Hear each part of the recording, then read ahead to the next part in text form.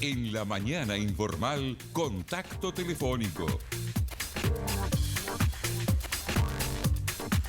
Presenta Asociación Española. Desde 1853, primera en salud. Informes 1920-7000. Como todos los viernes, estamos con el columnista de economía, el economista Ramón Pampín. Aquí le damos los buenos días. ¿Cómo anda, Pampín? Freddy, buen día. Buen día, buen viernes para usted. Muchas gracias, igualmente para ustedes. Bueno, todas las noticias de todos los diarios capitalinos centrados en lo que es la economía, todo lo que es la inflación. Por allí el diario El País dice inflación, hablando del propio Danilo Astori, por primera vez el ministro de Economía reconoció que el alza del dólar puede estar incidiendo en la aceleración inflacionaria que se constató en abril. ¿Cuál es la posición suya al respecto? Freddy, es así, el dólar es un factor y relativamente nuevo en el tiempo en cuanto a incidir en lo que es el incremento de precios. Ubiquémonos un poco lo que sucedió en estos últimos días. Se conoció el dato del crecimiento del índice de precios al consumidor del mes de abril, y la inflación en los últimos 12 meses pasó a crecer al 8,23%. Abandonamos los últimos 2 meses en los que habíamos visto una inflación por debajo del 8%. Nuevamente en abril la inflación se acelera y se ubica en esta cifra que te mencionaba del 8,23%. Cuando los economistas nos enfrentamos a los resultados de estos números, debemos establecer algún tipo de conjetura respecto a qué es lo que está detrás del crecimiento de los precios. Sin duda. Ahí te invito a que veamos por lo menos dos causales importantes. Una es entender qué es lo que sucede, como tú bien decías, con el dólar. Agrego, por ejemplo, también con los salarios, cómo repercuten en la inflación. Si los costos de producción de las empresas suben porque el dólar es más caro, recordemos, y lo hemos hablado en otro momento, las empresas tienen insumos importados. Si sale lo mismo en dólares, al aumentar el tipo de cambio en pesos, ese costo de los insumos importados es mayor, y eso genera un aumento de costos que, en la medida que no puede ser absorbido por la empresa, o la empresa no está dispuesta a resignar rentabilidad, bueno, ese aumento del dólar se traslada a precios. En el caso de los salarios, si los costos de producción de las empresas suben porque los salarios aumentan, ese aumento de costos salariales tampoco lo puede absorber la empresa o no está dispuesta a resignar rentabilidad, ahí tenemos otra forma de incidir sobre los precios, en la medida que la suba de salarios genera incremento en los precios. Por eso es que desde este tipo de factores que determinan la fijación de precios por parte de las empresas, es que señalamos siempre que tenemos que tener cuidado respecto a validar cualquier suba del dólar, en el entendido que las autoridades tienen instrumentos, tienen formas de poder amortiguar ese incremento. Ya se han implementado medidas al respecto incluso, porque esa suba del dólar puede hacer subir los precios. Por tanto, ahí tenemos que tener cuidado justamente en validar ese incremento del dólar. Lo hemos conversado también cuando hablamos de cuál es el valor del dólar que podría ser coherente con algunos equilibrios o algunos valores coherentes desde el punto de vista macroeconómico. Bueno, el dólar es una de las variables de ajuste para evitar que la inflación se dispare. En segundo término, también tenemos que entender que es posible que los aumentos de salarios se trasladen a precios, y que esto en definitiva termine erosionando el poder de compra de esos salarios. Es decir, el trabajador bien puede recibir un incremento del salario en términos nominales, en billetes del 10%, pero si los precios suben por encima del 10%, el poder de compra de esos mayor cantidad de billetes que tienen es menor, compra menos cosas. Es decir, que por ese lado un poco explicar qué es lo que sucede con el dólar, qué es lo que sucede con los salarios. Por otro lado, debemos entender que la inflación en definitiva es la pérdida del valor del dinero. Aun cuando tenemos los mismos billetes, esos billetes pueden comprar menos bienes, como decíamos. Por tanto, tenemos que estar atentos a algo que también los economistas en algún momento en el análisis de la inflación nos olvidamos. Debemos estar atentos a qué pasa con la cantidad de billetes que circulan en la economía, la cantidad de dinero. ¿Por qué? Porque en definitiva la inflación traduce representa la pérdida de valor de esos billetes. En general las personas tenemos billetes para enfrentar los pagos que tenemos programados para el mes, algún billete de reserva por eventualidades, eso es lo que el economista le llamamos la demanda de dinero. Cuando la oferta de dinero es mayor a la demanda de dinero, tenemos billetes que vamos a querer no tenerlos en la billetera, son excedentes, vamos a querer depositarlos en una cuenta bancaria o, por ejemplo, vamos a querer comprar bienes. Por tanto, un exceso de oferta de dinero respecto a lo que la gente y las empresas quieren de dinero se traduce en una presión de compras en el mercado de bienes. Con una mayor demanda en el mercado de bienes, suben los precios de los bienes. Por tanto, a lo que vimos anteriormente, el dólar, veíamos, impacta en la fijación de los precios, dólar más caro, precios que crecen. Salarios que impactan en la fijación de precios, mayores salarios, precios que crecen. Ahora agregamos, a mayor cantidad de dinero los precios crecen. En ese sentido y en ese marco de contexto de lo que creo que pueden ser las principales variables que uno debe estar atento para ver lo que puede ser la inflación y la evolución de la inflación, miremos qué ha sucedido y qué puede suceder con estas variables. El dólar tuvo muchos años con una tendencia a bajar y quedarse en un nivel de 18, 19 pesos. Eso terminó en el año 2013, cuando comenzó a ajustarse, y a partir del segundo semestre de 2014 se intensificó ese ajuste al alza y sobre todo la volatilidad, es decir, sube, baja y en grandes variaciones. Por tanto, es un factor de precios que no existía hasta hace poco, es decir, es un factor de incremento de los precios del dólar que no existía hasta hace poco y comienza a ganar relevancia. El dólar tiene margen para subir sin presionar mucho la suba de precios. El tema, como decíamos, es hasta qué valor puede subir el dólar y no llevar la inflación a una cifra de 2 dígitos, del 10%. En otras intervenciones decíamos que el valor de 28 pesos por dólar, como el tipo de cambio que creo puede alcanzar el dólar a fin de año, el valor que puede alcanzar el dólar a fin de año de 28 pesos sin herir de muerte a lo que es la inflación. Pero sobre todo en la inflación lo que va a incidir en los próximos meses no va a ser tanto el nivel del dólar, sino la volatilidad. ¿Por qué? Porque eso genera incertidumbre a los que están marcando precios, a los que están fijando precios. Del lado de los salarios crecen de forma importante en los últimos años, diría casi la última década, a un ritmo promedio entre 4,5 y 5% promedio anual en términos reales. Sin duda que es sano que los salarios suban, sobre todo cuando veníamos de una importante caída entre finales de los 90 y comienzos de los 2000. Los salarios, su incremento por sí mismo no es inflacionario ni relevante en todos los sectores.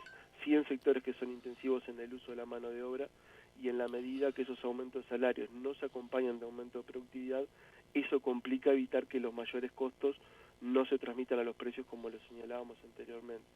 Los salarios van a ser una variable clave en el correr del año, si bien sería sano establecer un vínculo entre la pauta de incremento y los logros de productividad. Con salarios creciendo nominalmente por encima de la productividad se va a generar una presión sobre la inflación. Si los salarios no están atados a productividad, seguramente ahí sí hay una relación bastante más identificable entre incremento de precios, incremento de salarios e incremento de precios. La cantidad de dinero fue una variable de cuando se necesitó que se asociara una política monetaria contractiva, eso no sucedió.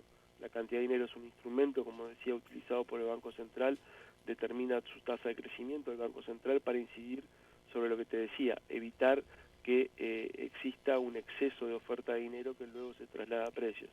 En ese sentido, las autoridades vienen implementando una política monetaria contractiva, es decir, la oferta no crece mucho para que no exista ese exceso respecto a la demanda. Esa política monetaria contractiva existe desde el año 2003, estimo. Ahora con algunos cambios estructurales el crecimiento en la cantidad de dinero está siendo controlado. Repasando, Freddy, las variables que debemos atender, que son fundamentales: dólar, salarios, cantidad de dinero, cuáles son los elementos que estamos viendo y dónde en qué canchas se están decidiendo estos factores que luego son los que vamos a ver se repercuten en la inflación. En la cancha de la negociación colectiva, de lograr que empresarios y trabajadores se alineen sobre un crecimiento del salario coherente con la productividad sería un paso coherente en el combate a la inflación y en la política macroeconómica en su conjunto. En la cancha de la política monetaria, hacerla creíble, por cierto, para que pueda ser posible comenzar a debilitar los mecanismos indexatorios sin hacer caer los salarios reales. Cuando hablamos de mecanismos indexatorios es justamente no permitir que el salario real caiga, por lo que te decía, un aumento de salarios puede darse con una caída, un mayor aumento en los precios y por tanto el poder de compra de ese salario va a caer. Bueno, para evitar eso, lo cual es bastante sano, por suerte, existen mecanismos indexatorios. En la medida que uno quiera romper esos mecanismos indexatorios, se va a tener que dar sin caída de los salarios reales y para eso es necesaria una política monetaria creíble. En la cancha del mercado cambiario, por otro lado, amortiguar la suba del dólar en la medida que el dólar comience a transmitirse de forma fuerte a los precios. Y en la cancha del presupuesto también lograr un aumento del gasto público que sea coherente con una política monetaria contractiva y no sea el gasto público un factor de presión, de nuevo, sobre el mercado de bienes y por tanto sobre el incremento de precios, vale decir la inflación. Pampín, ¿usted cree que el gobierno tiene que seguir trabajando para que se retome la senda descendente y poder ir convergiendo en el mediano plazo al rango meta? Sí, y justamente tu pregunta creo que se contesta rápidamente con lo que mencionaba últimamente. El gobierno tiene capacidad de poder incidir en lo que suceda con las negociaciones salariales que se comienzan a dar a partir de la mitad de este año. El gobierno tiene la posibilidad, obviamente, de definir el crecimiento o el ritmo de crecimiento del gasto público a partir de lo que suceda con la presentación de la ley de presupuesto. Y por allí prudencia fiscal, sobre todas las cosas. Exacto, sí, la prudencia fiscal se debe reflejar en un incremento del gasto público que sea coherente con una política monetaria contractiva. Y esa política monetaria contractiva ojalá respondiera, si bien existe, y existe desde no hace mucho, ¿sí? Cuando Uruguay quizás requirió una política monetaria contractiva desde mucho tiempo atrás, esa política monetaria contractiva la estamos viendo recién desde el año 2013. Bueno, esa política monetaria contractiva que, como te decía, determina el crecimiento, en este caso, de la cantidad de dinero, debería ser de repente presentada en un programa más general y más integral de reducción de la inflación, y eso permitir que se puedan romper esos mecanismos indexatorios que te mencionaba, Freddy, que son quizás los más severos y los que hacen más rígido que la inflación baje. Es decir, si los economistas en general pensamos que Uruguay no tiene ningún tipo de condiciones para convivir con una tasa de inflación por debajo del 7,5%, básicamente es por la existencia de estos mecanismos indexatorios. Resolverlos, debilitarlos, es un trabajo muy artesanal y de orfebre, en la medida que uno tiene que acompañar ese debilitamiento de los mecanismos indexatorios con un programa integral que haga que los salarios reales no caigan. Obviamente un país como Uruguay no admite caídas del salario real en un momento que la economía aún sigue dando, aunque débiles, señales de crecimiento. ¿Cuánto estima usted que va a estar a fin de año? ¿Cuál es la proyección que usted cree que el dólar va a estar cerrando a fin de año aproximadamente, Pampín? Las proyecciones, como siempre te digo, son cifras que seguro los economistas luego tenemos que estar explicando por qué nos equivocamos. En ese sentido uno tiene que ser muy cauto. Sí. Pero entendiendo un poco el contexto de lo que te mencionaba de cuáles son las tasas de inflación que muy difícilmente Uruguay alcance, muy difícilmente Uruguay pueda lograr una tasa de inflación por debajo del 7,5, 7%, ¿sí? Y sabemos que además Uruguay no tolera una tasa de inflación de 2 dígitos. Es un logro que en la historia económica de Uruguay es un logro reciente. Recién en la década del 90 la inflación se logró reducir a una cifra de 1 dígito. Por tanto, si estimamos que hay un mínimo de 7,5 y un máximo de 10, ahí es donde los economistas fijamos seguramente el rango de nuestras proyecciones, estimando algunos elementos puntuales. Yo estimo que la inflación a fin de año puede cerrar en torno al 8%. Recuerda también, Freddy, que sí, el gobierno con cómo puede incidir en los precios administrados, vale decir, y recordemos, por ejemplo, lo que significa el plan UTE Premia, ¿sí? Que en definitiva es una rebaja de tarifas. Eso también puede hacer que la inflación a fin de año pueda converger a una cifra menor a ese 8%, pero como te digo, es bastante impensable asumir que la inflación en Uruguay puede ubicarse por debajo del 7,5%, 7%, así que estimo que estará en esa cifra en torno al 8% a finales del presente año. Tenemos unos mensajes de la audiencia que quiero compartirlos contigo, Pampín. El ministro no siente la inflación por los sueldos que ganan. Yo le doy 10.000 pesos o 15.000 pesos, que es con lo que manejan muchos uruguayos, y 8.000 los jubilados. A ver si opina lo mismo. No hay nadie que regule los precios. Dice, tiene que volver a subsistencia como antes. Graciela de La Paz, quien envía este mensaje. Bien, es muy interesante lo que menciona Graciela de La Paz, porque es algo que también los economistas en general tendemos a obviar de nuestro análisis cuando hablamos de la inflación. La gente cuando habla de la inflación, escucha la inflación, incluso mucha gente no se siente identificado con las cifras de crecimiento que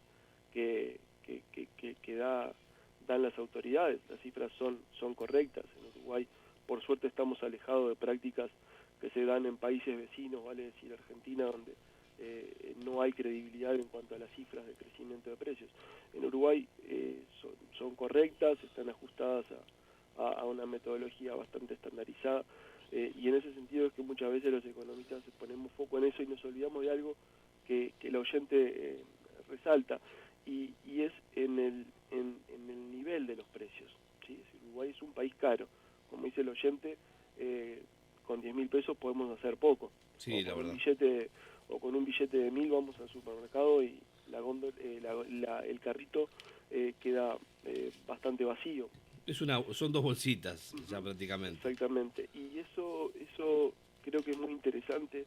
Creo que no se ha dado una importancia como la que creo merece en Uruguay, que es a la formación de precios.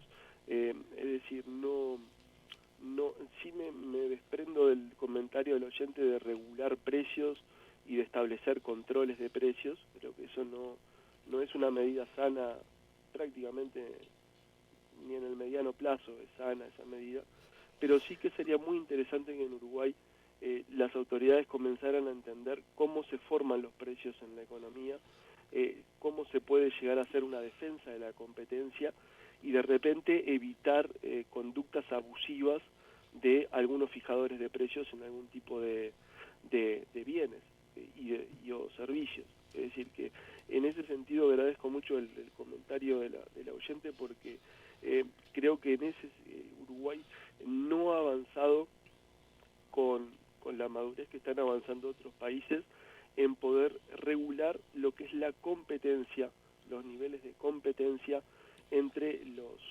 las empresas, y poder estar castigando alguna posición abusiva de algunas empresas en cuanto a la fijación de algunos precios. Pampín, por allí el ministro de Economía y Finanzas, Danilo Astori, sigue dando señales en cuentagotas sobre lo que es el futuro presupuesto. Ayer aportó un dato adicional y dijo que se trabajará para abatir el déficit de hoy, ubicado en 3,4% del Producto Interno Bruto, y que el gobierno será especialmente cuidadoso en lo que es el manejo de las cuentas públicas durante el 2016 y el 2017. Sí, Freddy, es algo que es una realidad desde hace mucho tiempo. Uruguay ha registrado cifras de déficit fiscal muy elevadas en los últimos 2-3 años, y evidentemente era necesario bajar el ritmo de crecimiento del gasto público. Creo que Uruguay tiene las condiciones de evitar una caída del gasto público, lo que se conoce como ajuste fiscal, pero evidentemente, y eso era bastante notorio, no hoy, ni siquiera era bastante notorio hace un mes, sino hace muchos meses, y hace muchos meses que los analistas coincidimos en que el nivel el nivel de crecimiento del gasto público, muchas veces asociado a una tasa de crecimiento de 2 dígitos, debía moderarse, ubicarse en una tasa de crecimiento de 1 dígito y condicionado por lo que era el crecimiento de la economía. Bueno, en ese sentido creo que el gasto público necesita moderar su ritmo de crecimiento. El economista Ramón Pampín, bueno, queremos agradecer este amplio informe, quedó todo más que claro. Obviamente el viernes seguimos hablando y abordando todos estos temas de que es la economía uruguaya, y que es tanto importan para cada uno de nosotros, ¿verdad? Sí, sin duda, y sobre todo tratar de ayudar en que los mensajes o el lenguaje críptico en el que hablamos los economistas, que la gente a veces ve que la realidad pasa por otro lado, como decíamos, a veces la gente ni siquiera percibe que la inflación sea del 8%, y muchas veces los comentarios son, pero para mí es más, porque en definitiva la gente lo ve en su bolsillo y en su canasta de consumo, a veces de forma más intensa o menos intensa. Eso implica un poco poder bajar los niveles de abstracción que tenemos los economistas para hablar y poder entender un poco la realidad que las personas nos están queriendo transmitir, y bueno, tratar de unir esas dos cosas, rigor en el análisis y también poder tener cierta empatía y entender las justificaciones de algunos comentarios que implica que las personas puedan estar observando una dinámica diferente. En este caso, por ejemplo, los precios es bien notorio. Mucha gente se acerca y te menciona la inflación es mucho mayor que la que están diciendo en el Instituto Nacional de Estadística, y bueno, uno tiene el deber de explicar que las cifras son correctas que da el Instituto Nacional de Estadística, pero poder hacer entender a las personas con las que uno interactúa de por qué la sensación de ellas está alejada de esos números.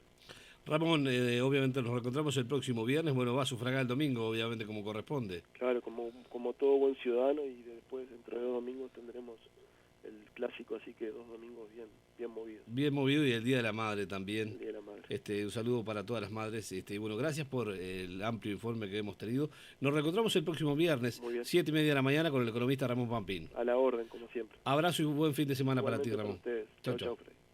Presentó Asociación Española. Desde 1853, primera en salud. Informes 1920-7000. Más deportiva que nunca. Freddy Casulo es 10-10.